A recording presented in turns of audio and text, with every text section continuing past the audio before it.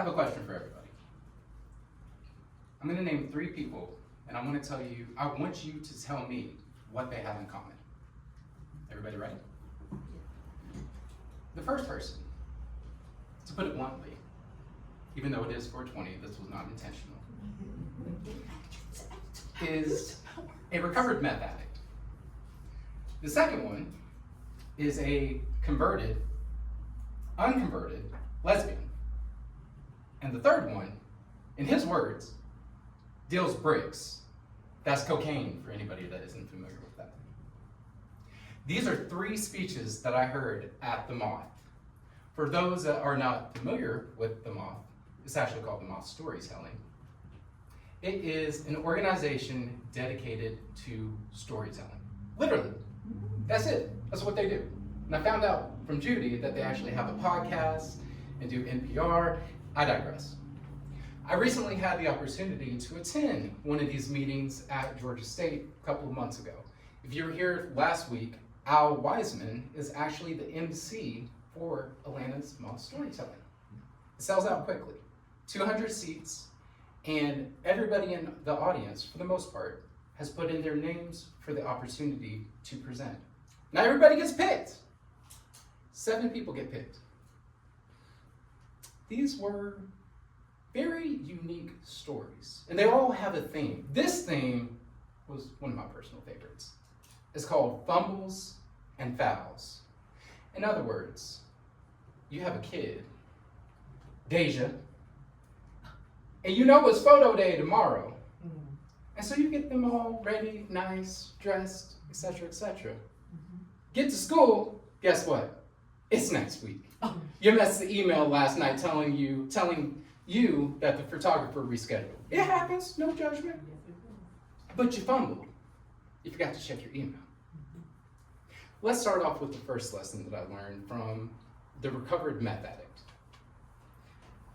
Now, by a show of hands, how many people think you can function normally when you're addicted to meth?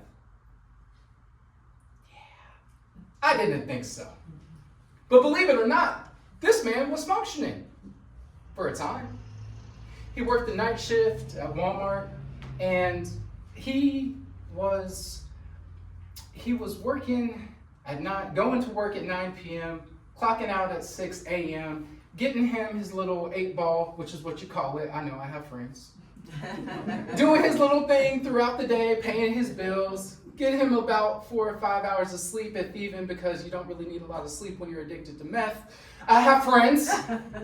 And then go back and do it all over again. Now this was, honestly, my favorite fumble and foul. It was the setback that was the setup. Needless to say, after 6 months of showing up to work on meth, his manager came up to him and said, hey, is everything okay? You've been acting a little funny. Oh yeah, I'm fine.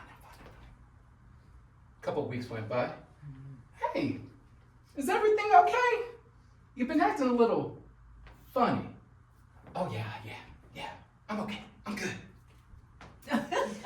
By the 3rd time, the manager came up to him and said, hey, you acting a little funny. I'm gonna need you to go home. When you're addicted to a substance like meth, it's kind of hard to find a job.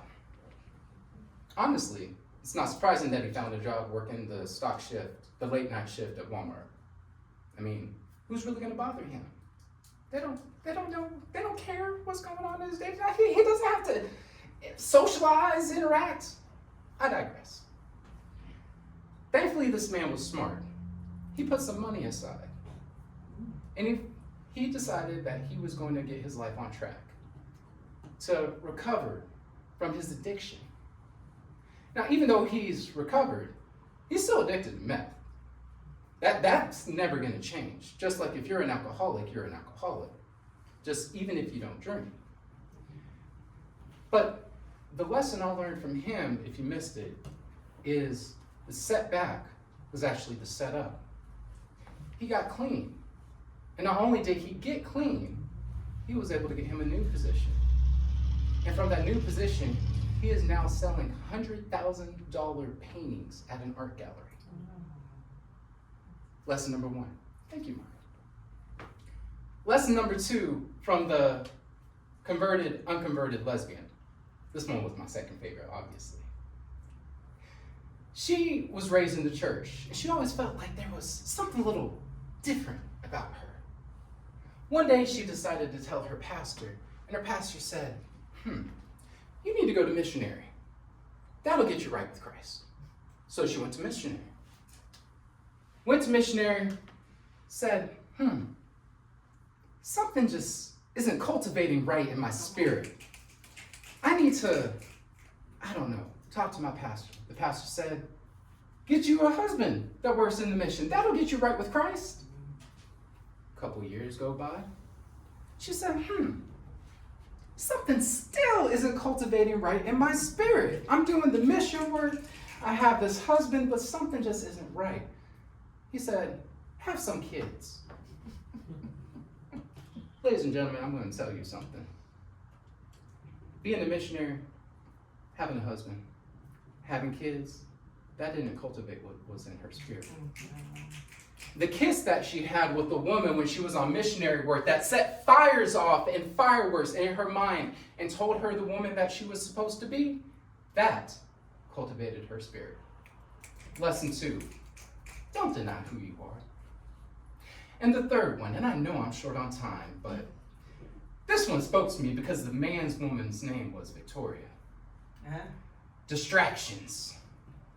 If you're going to be, in his words, a dealer of bricks, an artiste that has a notebook, that writes down everything that goes on, that calculates 20, 30,000, $40 kilos, guess what? You better not let a woman come into your life and distract you. Or at least set a timer, because when you have it on the pot and the stove goes off and you're up there making hanky-panky with Victoria, you just lost $20,000. Lesson number 3, if you're going to do something, set a timer. Thank you, Madam Toastmaster.